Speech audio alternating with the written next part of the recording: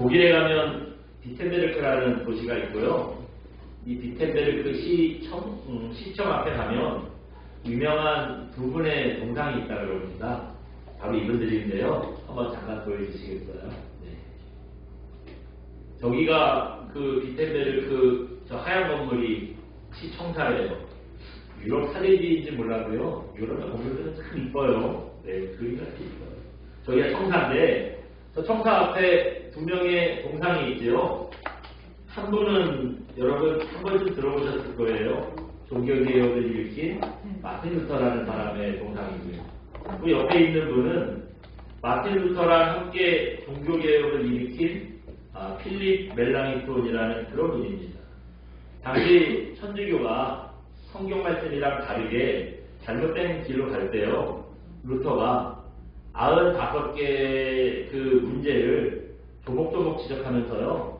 비텐베르크 성당 문 앞에 대문짝만하게 대자보를 하나 붙여요. 이걸 루터의 95개조 반박문이라고 하거든요. 이게 얼마나 옳은 소리였는지 반응이 뜨거웠어요.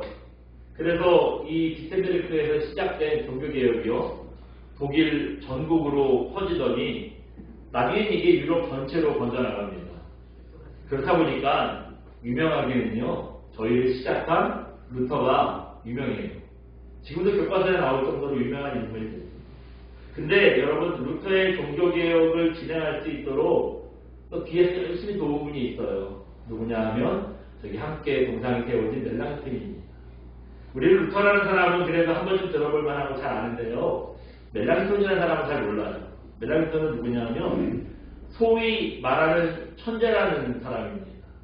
어느 정도냐? 21살 때 대학의 교수가 돼요. 뭐 옛날이라고 해서 지금이랑 보다 공부를 뭐 빨리빨리 속속으로 하고 그런 것도 아니에요. 옛날에 여러분 그 사람들이 지금의 과학 지식이 우리나라 현재 모습보다 떨어지지만 인문 쪽에서는 여러분 예전의 사람들의 그 깊은 사고를 우리가 따라갈 수 없어요.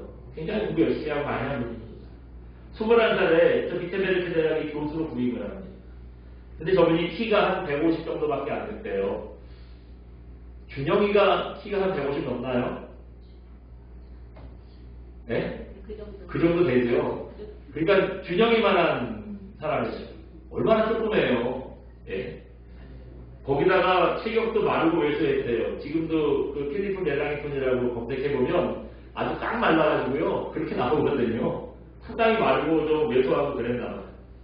이렇게 볼품이 없으면 사람들이 좀 만만하게 보잖아요. 참 행색이 볼품이 없고 그랬대요. 근데 사람들이 처음에 딱 보고 21살짜리가 무슨 교수야 하고 사람들이 다 생긴 것도 뭐 저렇게 별볼일 없는 이렇게 했는데 그 사람의 연설이 얼마나 대단했는지요. 대학 교수를 취임하면서 뭐 취임연설을 하는 전통이 있나 봐요. 취임연설을 한번 했는데 그걸 듣고 이 연설이 얼마나 대단했는지요. 학생들뿐만 아니라 같은 레벨의 교수들까지 완전히 이 사람의 팬이 됐대요. 그 중에 한 사람이 누구냐? 비텐베르크 대학의 도덕신학 교수였던 마틴 루터입니다. 그 후로 루터랑 멜랑이톤이 13살 차이가 나네요. 멜랑이톤이 뭐 21살에 대학 교수가 되니까 그 밑으로 루터가 어리진 않겠죠. 네. 위로 루터가 14살이나 나이가 많은데 서로를 존중하고 서로에게 영향을 주는 이런 좋은 관계가 됐다는 거예요. 루터가 종교개혁을 일으키면서 한 일 중에 가장 큰 게 뭐냐 하면 독일말로 성경을 번역한 겁니다. 루터가 독일 사람이에요. 그러니까 자기네 말로 성경을 번역한 거죠. 옛날에는 성경이 라틴어로 되어 있었대요. 그래서 라틴어를 모르면 성경 읽을 수도 없잖아요. 더 힘든 게 뭐냐 하면 성당에서 신부님이요 설교를 하는데 독일 사람들을 앉혀놓고 라틴어로 설교를 했대요. 그 누가 알아들어요? 성경책 교도 못 읽고 설교 시간에 앉아있어도 뭔 소리인지도 모르고 이러니까 그 천주교가 그 종교개혁을 일으키는 만큼 성경과 다르게 가도 모르는 거죠. 성경을 알아야 뭐 성경에 맞게 가는지 다르게 가는지 알죠. 이래서 이제 종교개혁이 일어난 건데 이 루터가 그 독일어로 번역을 합니다. 그래서 이제 사람들에게 자기네 말로 성경을 읽을 수 있도록 이제 보급을 한 거예요. 그런데 이 일을 누가 했느냐? 루터가 앞장을 섰지만 사실 대부분 멜랑이톤이 있대요. 저 사람이 다른 것도 천재적인 재능이 있는데 언어에 특히 천재였대요. 그래서 히브리어, 헬라어를 이제 독일어로 번역을 하고 이걸 해서 이제 그 사람들에게 읽게 했다는 겁니다. 또 루터는 외향적이래요. 사람들 모으고 선동하고 이런 거 잘했는데 좀 이런 사람들 보면은 디테일이 부족하잖아요. 신학적으로 여러 가지 조금 허술했나 봐요. 근데 그거를 멜랑이톤이 잘 보완을 해줬다는 거예요. 종교개혁이라는 게 칼 들고 때로는 그 천주교 사람들이랑 싸우기도 하는데 이런 것만 있는 게 아니고요. 신학적인 논쟁도 합니다. 그래서 교황청이랑 논쟁을 할 수 있도록 멜랑이톤이 신학적인 뒷받침도 잘 해줬다는 거예요. 그러니까 루터랑 멜랑이톤이랑 좀 역할이 나눠지죠. 루터는 앞에서 장수 역할을 하고요. 멜랑이톤은 뒤에서 돕는 책사 역할을 하는 거예요. 루터가 이 종교개혁의 불이 일어나면서 점점 이제 그 유럽에서 세계적인 스타가 되는 거예요. 그걸 보고 멜랑이톤이 어떤 생각했을까요? 네. 자기도 루터만큼 유명해지고 싶은 마음도 있었을 테고 또 루터의 인기가 또 질투가 좀 나고 그러지 않았을까요? 루터의 명성이 높아질 때마다 야 저거 내가 만들어준 건데 저거 뒤에서 내가 다 해준 건데 뭐 이런 마음이 들을 만하잖아요. 네. 근데 멜랑이톤은 여러분 그런 마음을 갖지 않았어요. 끝까지 이름도 없이요. 뒤에서 묵묵하게 루터의 활동을 지원합니다. 사람들은 다 모를 줄 알았는데 나중에 후대에 보니까 저 멜랑이톤의 역할이 적지 않은 거예요. 그래서 저렇게 루터와 동급에 놓고 같이 이제 동상을 세워주고 그 종교개혁을 기념하는 거지.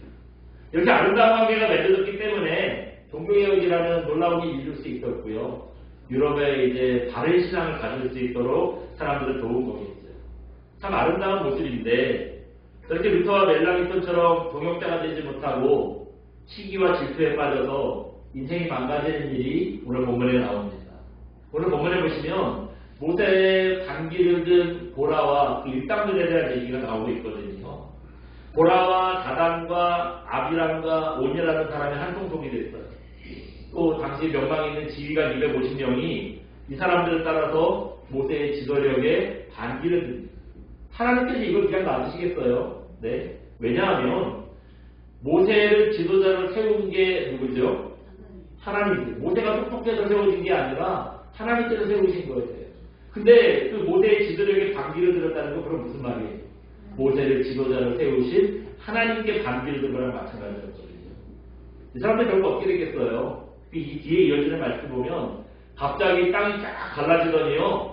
반기를 들었던 모세랑 보라랑 그 일당들이 다 땅속으로 빠져버렸대요. 죽었어요. 그럼 또 그 다음 나머지는 어떠냐? 보라를 따라서 모세에게 반역했던 지휘관들 250명이 각자 이제 향로를 들고 있었대요.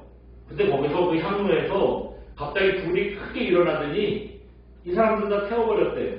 또 죽었대요. 예. 이렇게 모세와 아론의 지도력에 반기를 든 사람들은 다 죽었다 하는 게 오늘 본문의 말씀입니다. 그러니까 여러분 하나님께서 세우신 주의 종을 잘 섬겨야 된다. 그런 뜻은 아니에요. 그런 뜻은 아니니까 염려하지 마시고 그 지도력을 세우신 하나님을 인정해야 한다는 거 우리가 생각해 봐야겠죠. 근데 여러분 오늘은 그걸 보려고 하지 않고요. 그렇다면은 이 사람들이 왜 모세의 지도력에 반기를 들었을까요? 왜 모세의 지도력에 반기를 들었을까요? 네. 여러분 오늘 재밌는 말씀이 있어요. 3절 한번 읽어봅니다. 3절 다시 한번 봅니다. 시작. 그들이 모여서 모세와 아론을 거슬러 그들에게 이르되 너희가 군수의 전하보다 회중이 다 각각 거룩하고 여호와께서도 그들 중에 계시거늘 너희가 어찌하여 여호와의 통일 위에 스스로 높이느냐.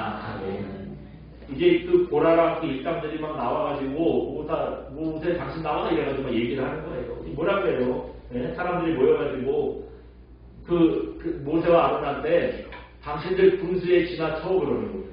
군수에 지나치다는 거예요. 뭐 니네만 하나님이 있어? 우리도 하나님이 함께 하잖아. 근데 왜 도대체 니네 스스로 너희를 높여줘? 이거 누가 높여준 거예요? 하나님께서 지도력을 높여주신 건데 사람들이 자기들이 높였다고 생각을 하는 거예요. 이런 식으로 이제 반역을 하게 됩니다. 이런 식으로 반역을 하는 거예요. 그렇다면 이 사람들이 왜 반역을 했을까요? 우리 누가 근데 반역을 했는지 이거 먼저 보시면 반역한 사람들이 누군가를 봐야 왜 반역을 했는지 알 수가 있어요. 우리 1절 한번 읽어볼까요? 함께 봅니다. 시작. 레위의 증손 고핫의 손자 이스라엘의 아들 고라와 아들 다단과 아비람과 벨렛의 아들 온이 당을 짓고 하네. 예. 여기 보니까 모세의 지도력이 반기를 든 사람들 4사람이 나왔어요. 그 4명 중에 대표가 누구냐면 고라예요. 고라인데 먼저 그 고라가 왜 이 사람들이 반역을 했느냐, 이 일당들이 왜 반역을 했느냐 한번 보여주시겠어요?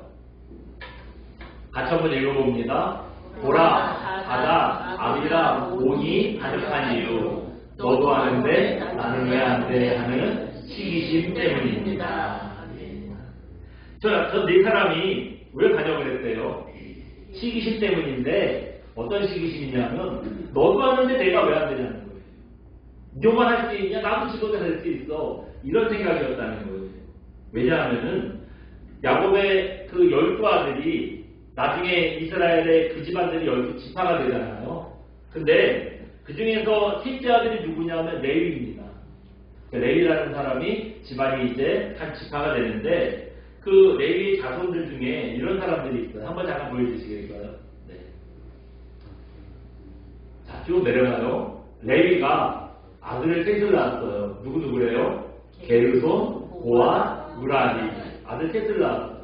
근데 이제 다른 아들들은 뭐 그렇다고 하는데 둘째가 누구예요? 고핫. 고핫의 그 다음에 다음 단계는 아들이 아니고 손자래요. 오늘 말씀해 보시면 고핫의 손자 뭐 이렇게 나오거든요. 고핫의 손자인데 그 고핫의 손자들 중에 누가 있냐면 누가 있대요? 모세, 아론. 모세는 이스라엘의 지도자고 아론은 이스라엘의 첫 번째 제사장이죠. 또 아론의 집안 아들들이 이제 계속 대를 이어서 제사장이 되는 거예요. 그런데 그 여러분 적어보니까 그 지도자랑 제사장 이스라엘에서 제일 유명한 위치가 지도자랑 제사장이거든요. 어느 집안에서 다 했어요? 아니 고핫 집안. 네, 저 집안이 다 해먹은 거예요. 좋은 건 다 해먹은 거예요. 그런데 고핫 집안에서 또 누가 나왔냐? 밑에 보면 누가 나왔대요? 고라. 오늘 본문에서 모세에게 반역한 고라라는 사람이 나왔어요. 그러니까 여러분 고라랑 모세는 형제는 아니지만 저렇게 되면 관계가 어떻게 돼요? 사촌 정도 되는 거예요. 사촌이에요. 여러분 사촌이면 참 가깝잖아요. 얼마나 가까운 사람들입니까? 그런데 이 고아씨 생각해보니 저쪽 집안에서는 지도자가 나오고 제사장 집안이 되는데 똑같은 형제들 집안인데 우리 집에서는 아무것도 없어. 이러니 여러분 이게 좀 시기심이 생길만 하죠. 그래서 쟤들도 하는데 나는 왜 못해? 그런 생각을 갖게 되는 거예요. 더군다나 관계만 사촌이고요. 서로 하는 일이 다르면 조금 생각하는 여유가 있을 거예요. 근데 직장이 똑같아요. 직장이 어디냐 하면 성막이었어요. 여러분 아론은 제사장이니까 어디서 뭘 하겠어요? 성막에 가서 이스라엘 백성들을 대신해서 하나님께 제사를 드려줍니다. 그러면 나머지 저 레위 집안의 사람들은 뭘 했느냐? 그 성전을 청소하고 성전 부서지고 고쳐주고 저 때는 성막이잖아요. 그 성막을 저거다 폈다 이사씩 싸가지고 다시 움직이잖아요. 뭐 그런 일도 하고요. 그리고 또 성전 경비도 서고요. 그 앞에 뭐 내세우는 말은 성전 관리를 레위 자손이 맡았다 하는데 사실 하는 일 보면은 다 허드렛 일이에요. 다 그냥 허접스러운 일입니다. 거기다가 아론은 제사장이잖아요. 아론이 뭐 싸고 뭐 만들고 뭐 이제 재물을 다 잡고 아론이 그런 거 안 해요. 아론 준비되면은 갑시다. 그리고 이제 거룩하게 제사장을 드리고 제사를 드려주는 거예요. 그럼 나머지 뒷정리 누가 하냐? 이 레위 사람들이 하는 거예요. 가가지고 뭐 이제 식기들도 다 닦아서 깨끗하게 해놓고 재물 갖고 오고 잡아가지고 가면 이런 거 다 막 피 다 닦아내고 이런 거 다 이 사람들이 하는 거예요. 그러니까 느낌상 이 사람들이 그 사촌 아론의 꼬봉이 된 것 같아요. 우리는 뭐 다 하인인가? 이런 느낌이 드는 거예요. 그래서 고라가 기도하고 나머지 사람들이 따르면서 반역을 하는 겁니다. 근데 1절에 보시면 그 다음에 어떤 사람들이 나오냐 하면 다단과 아비람과 온이라는 사람이 나와요. 여기 보니까 르우벤 자손 엘리압의 아들 다단과 아비람. 다단과 아비람은 형제인 것 같아요. 또 그리고 벨렛의 아들 온. 이것도 딴 사람인 것 같아요. 근데 다단과 아비람과 온이 누구의 자손이래요? 여기 1절 보시면 루벤 자손 그랬죠. 루벤 자손. 아까 그 야곱의 형제들이 야곱의 아들들이 12아들들이 있었는데 이 사람들이 다 이제 하나하나의 이스라엘의 지파가 됐다 그랬죠. 그 중에 첫째가 누구냐 하면 여러분 루벤이에요. 루벤. 오늘 그 다단과 아비람과 온 이 집안이 첫째 집안이죠. 여러분 집안에서 제일 좋은 거 아버지들이 주로 누구한테 줘요? 네. 속삭한 저는 둘째인데. 네. 첫째한테 줘요. 집안에서 제일 권위 있는 일 누구한테 시켜요? 네. 첫째한테 시켜요. 그러면 여기 이스라엘 지도자를 세운다면은 어느 집안에서 지도자가 나와야 돼요? 첫째, 루벤 집안에서 나와야 돼요. 또 이스라엘의 제사장을 세운다면 어느 집안에서 나와야 돼요? 첫째, 루벤 집안에서 나와야 이게 순서가 맞는 거예요. 근데 여러분 몇째 아들 집안에서 나왔죠? 네. 셋째. 네. 이 집안에서 다 해먹었어요. 고핫 자손에서 그 레위 지파의 고핫 집안에서 뭐 이 제사장, 지도자 다 나왔잖아요. 그러니까 루벤 집안에서 볼 때 경질이 나겠어요? 안 나겠어요? 하나님 왜 그러시지? 우리가 첫째인데? 이런 생각이 나겠어요. 그러니까 셋째 집안은 니네도 하는데 장자 집안인 우리 집안이 왜 못해? 이런 마음이 들다라는 겁니다. 그래서 뒤집어 엎은 거예요. 뒤집어 엎었어요. 이 사실 속에서 여러분 우리가 알 수 있는 사실이 한 가지 있어요. 한번 잠깐 보여주시겠어요? 네. 같이 읽어봅니다. 경쟁자가 아니라 동역자로 생각해야 합니다. 서로 경쟁자가 아니라 뭐가 돼야 된다고요? 동역자가 돼야 된다. 동역이라는 것은 같은 뜻을 가지고 같이 함께 일하는 사람들 말합니다. 앞서서 말씀드린 대로 고라는 모세와 아론의 사촌이에요. 또 여러분 큰 그림으로 본다면은 뭐 하는 역할들은 다른데 뭐 제사장이나 성전을 관리하는 사람이나 다 똑같이 누구의 일을 하는 거죠? 하나님의 일을 하는 거예요. 역할은 좀 다르지만 다 결국에 하나님 섬기는 일을 하는 사람들입니다. 그러면 같은 하나님의 일을 하는 동역자가 이 동역자지 서로 경쟁자가 아니잖아요. 여러분 그 성전 문지기가 경비 서는 사람이 제사장과 역할이 다르다 뿐이지 직급이 높고 낮겠어요. 사람들은 그렇게 생각할지 몰라도 하나님은 그렇게 말씀하시지 않았어요. 경비를 서는 사람이나 제사를 인도하는 사람이나 내가 볼 때 똑같아. 그냥 역할이 다를 뿐이야. 고린도전서 11장에 보시면 그 은사장에 보면 그런 역할들이 나오잖아요. 똑같다는 거예요. 똑같은 거였어요. 그러니까 동역자지 하나님을 섬기는 입장에서 동역자이지 경쟁자가 아니었다는 거예요. 그러니까 서로 도왔어야 되는데 이 경쟁을 하다가 반역까지 일으키면서 인생을 완전히 망쳐버린 겁니다. 여기서 우리가 여기 한 가지 생각할 게 있어요. 뭐냐 하면 전교 1등의 경쟁자는 전교 2등일까요? 전교 꼴등일까요? 네? 그래요. 그래. 경쟁은 나랑 비슷한 사람이 하는 거예요. 전교 1등이 전교 꼴등이 어제 공부 어디까지 했냐, 몇 시에 잤냐, 이거 신경이나 쓰겠어요? 관심 없어요. 그놈이 뭐 놀고 먹고 공부를 하고 걔는 어차피 아무리 해도 내 관심증도 못 올라와. 관심 대상 제외예요. 전교 1등은 오로지 2등에 관심이 있어요. 제가 몇 시간 공부했는지, 어제는 뭐 가지고 공부했는지, 저러다가 나 앞서면 어떡하지? 관심이 여기에만 있는 거예요. 이렇게 비슷할 때 이상하게요. 사람이 조금 서로 비슷하면은 저 사람보다 잘하고 싶고 경쟁하고 싶은 마음이 생깁니다. 고라는 모세와 아론을 사촌이라고 생각했고 사촌이니까 뭐 어렸을 때 같이 막 자랐을 거 아니에요. 나랑 비슷한 그런 그렇게 생각을 했겠지요. 또 이 다단과 아비람과 온도 모세 레위 지파나 우리 그 루벤 지파나 각자 지파가 서로 인정되니까 똑같다고 생각을 했어요. 그래서 쟤들도 하니까 우리도 할 수 있다. 우리 집안도 할 수 있다. 그렇게 생각을 한 거죠. 교회에서도 보면 이런 일이 꽤 있어요. 여러분 동년배 나이가 좀 비슷하면은 이상하게 경쟁 구도가 만들어져요.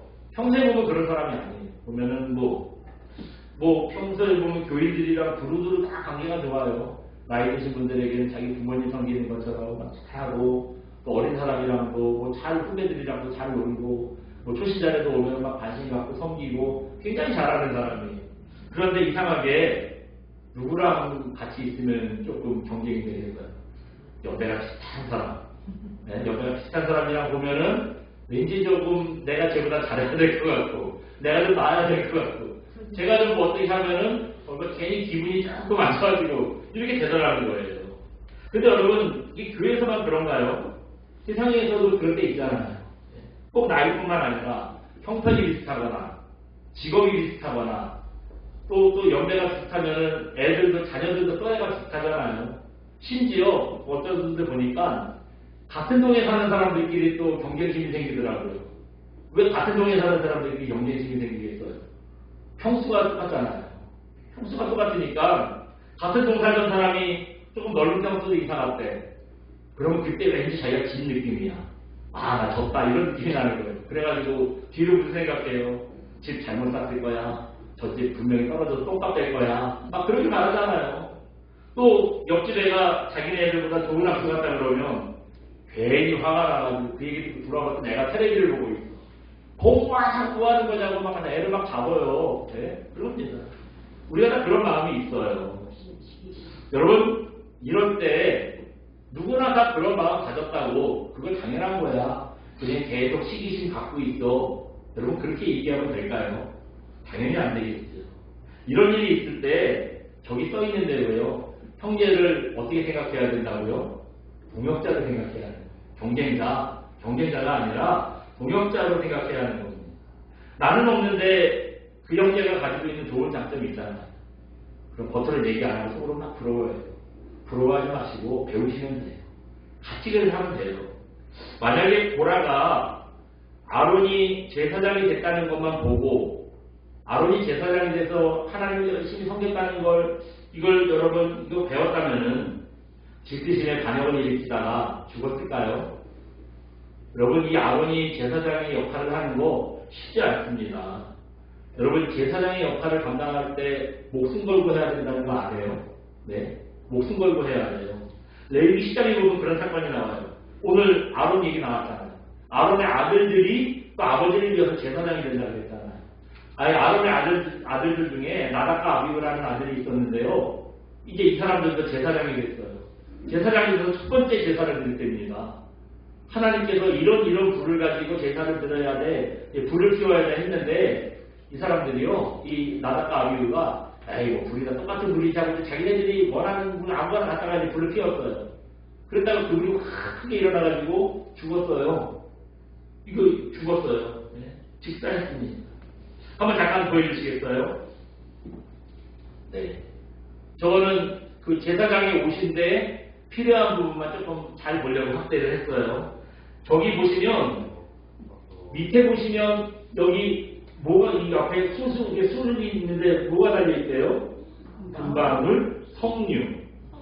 저게 이제 그냥 이쁘게 단 게 아니라 하나님께서 저거 다르다고 하셨어요. 어디에 그랬냐면 출애굽기 28장 33절 34절 보시면 제사장의 옷에는 저렇게 옷 끝단에 하나는 석류열매를 달고요.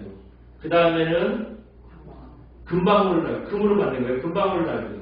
또 석류열매 하나, 금방울 하나, 석류열매 하나, 금방울 하나. 땡 이렇게 돌려가면서 저 방울을 계속 달라고 말씀하셨어요. 왜냐? 왜 방울을 달라고 그랬냐? 출애굽기 28장 이어지는 35절에 보면 이런 말씀이 있습니다. 한번 보여주시겠어요? 같이 읽어봅니다. 시작. 아론이 입고 여호와의 성기로 성소에 들어갈 때와 성소에서 나올 때 그 소리가 들릴 것이라. 그리하면 그가 죽지 아니하리라. 출애굽기 28장 35절 말씀. 아멘. 아론이 이제 하나님께서 명령하신 제사장의 옷을 입고 제사를 드리러 가는 거예요. 근데 들어갈 때랑 나올 때 그 소리가 들리는 거예요. 방울 딸렸잖아요. 딸랑딸랑 방울 소리가 들린다는 거예요. 방울 소리가 들리면 아론이 어떻게 된 거래요? 네, 안 죽었다는 거예요. 반대되게 무슨 말이에요? 사람이 방울 소리가 안 들린다. 그러면 어떻게 됐다는 거예요?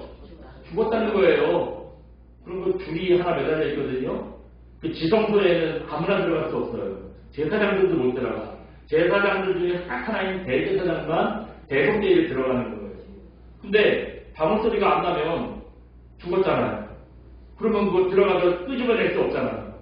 옷에 보면 끈이 하나 달려 있어서요.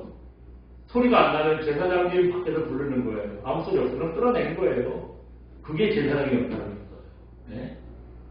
그러니까 아론은요, 그냥 멋진 옷 입고 폼만 재고 이렇게 제사장의 직분을 감당하는 게 아니라는 거예요. 제사 드릴 때마다 목숨 걸고 했어요. 목숨 걸고 하는 거예요. 근데 보라가 이걸 몰랐어요. 제사장이 특별한 제사장의 옷을 입고 사람들이 보는 앞에서 뭐 폼만 내고 뭐 제가 자기가 뭐 나만 할 줄 아는 일이야 뭐 이런 것만 인도하는 것만 봤어요. 그러니 이 보라가 볼 때 얼마나 멋있어 보였겠어요. 근데 제가 어렸을 때부터 코 올리고 같이 놀던 사람인데 저것도 하니까 나도 할만하잖아요. 그런 마음을 만만하게 가졌던 거예요. 사실 보라도 제사장 못지않게 레위 지파로서 하나님 섬기는 아주 그 존귀한 사역을 받았어요. 이 성막을 관리하는 귀한 사역을 받았어요. 그러면 아론이 목숨 걸고 제사를 드리는 거 보고 배웠어야 돼요. 좋은 거 부러워만 하지 말고 배우라고 했잖아요. 아론이 그렇게 열심히 목숨 걸고 하나님 섬기는 걸 봤으면 그거 배웠어야 돼요. 그리고 자기도 열심히 목숨 걸고 하나님 열심히 섬겼어야 돼요. 네. 그래서 목숨 걸고 최선을 다해서 성전에서 봉사하면 얼마나 좋습니까? 이렇게 모세와 아론을 경쟁자로 보지 않고 동역자로 봤다면 하나님께서 보라의 헌신을 얼마나 귀하게 받으셨겠습니까? 우리가 잘 아는 아프리카 습관 중에 이런 말이 있어요. 한번 잠깐 보여주시겠어요? 같이 읽어봅니다. 빨리 가려면 혼자 가고 멀리 가려면 함께 가라. 예. 참 멋진 말이고 지혜로운 교훈이지요. 네. 우리가 인생 여러분 한두 해 잠깐 살 거 아니잖아요. 우리 오래 살아야 되지 않습니까? 여러분 하나님 앞에 신앙생활도 오래 하다 하나님 앞에 서야지. 지금 당장 하나님 앞에 갑시다 그러면 여러분 좋아요 갑시다 그러시겠어요? 조금 더 살다 가고 싶다 그럴 거잖아요. 우리 여기서 할 일이 많아요. 아직 시간이 많이 있습니다. 우리에게 허락된 인생의 시간들이 많은데 보라와 다단과 아비람과 온과 이 250명의 지도자들처럼 시기와 질투에 빠져서 여러분 다른 사람과 다툼하고 싸우고 이러다가 하나님 앞에 저주 받고 이런 인생이 되면 되겠습니까? 여러분 절대 이런 인생으로 스스로의 인생을 망치지 마시기 바랍니다. 그래서 경쟁자가 아니라 여러분 동역자라는 생각 가지고요. 형제에게 배울 것을 배우고 함께 오랫동안 우리가 주님의 길을 갈 수 있는 귀한 종들 되시기를 주님의 이름으로 축원드립니다. 우리 시간 함께 찬양하고 기도합니다. 나의 백성이 함께 찬양하고 기도하겠습니다.